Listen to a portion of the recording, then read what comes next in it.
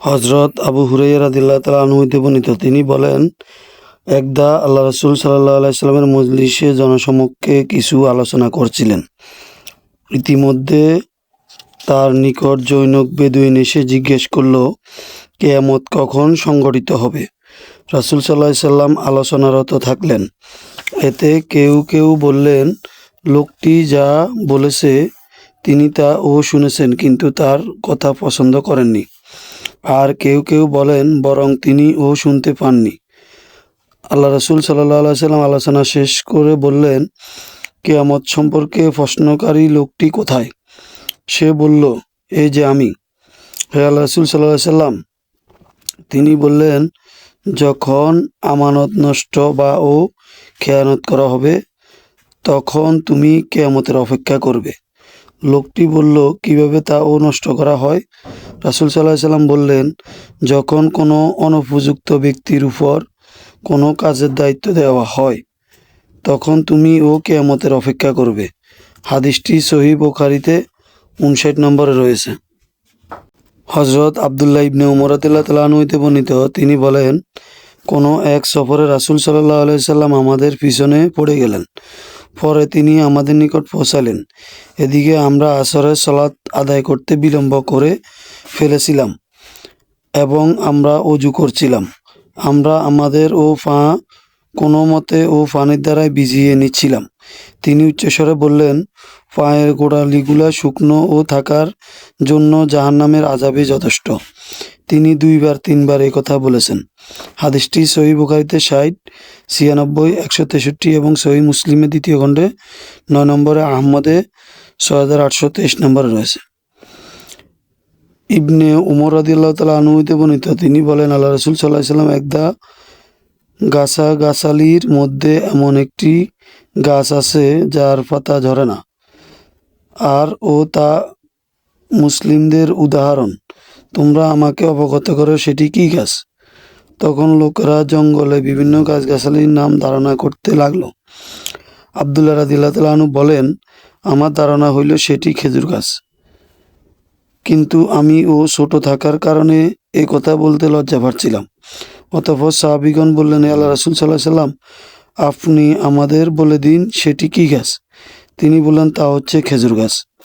হাদিসটি সহিহ বুখারীতে 61 নম্বর রয়েছে, 62, 72, 131, 2209, 4698, 5446, 5448, 6122, 6146। সহিহ মুসলিমে 15 নম্বর হাদিসটি রয়েছে এবং আহমদে 6477 নম্বর হাদিসটি রয়েছে। হযরত ইবনে উমর রাদিয়াল্লাহু তাআলা আনহু হতে বর্ণিত, নবী সাল্লাল্লাহু আলাইহি সাল্লাম একদা বলেন, গাছগাছালির মধ্যে এমন একটি খেজুর গাছ রয়েছে যার পাতা ঝরে না। এই হাদিসটি আগের হাদিসের নাই, অর্থাৎ 62 নম্বর হাদিস। হাদিস নাম্বার 63, সহিহ বুখারীর প্রথম খণ্ড।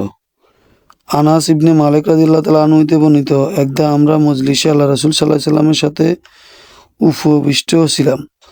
তখন জনৈক ব্যক্তি শোয়ার অবস্থায় প্রবেশ করল।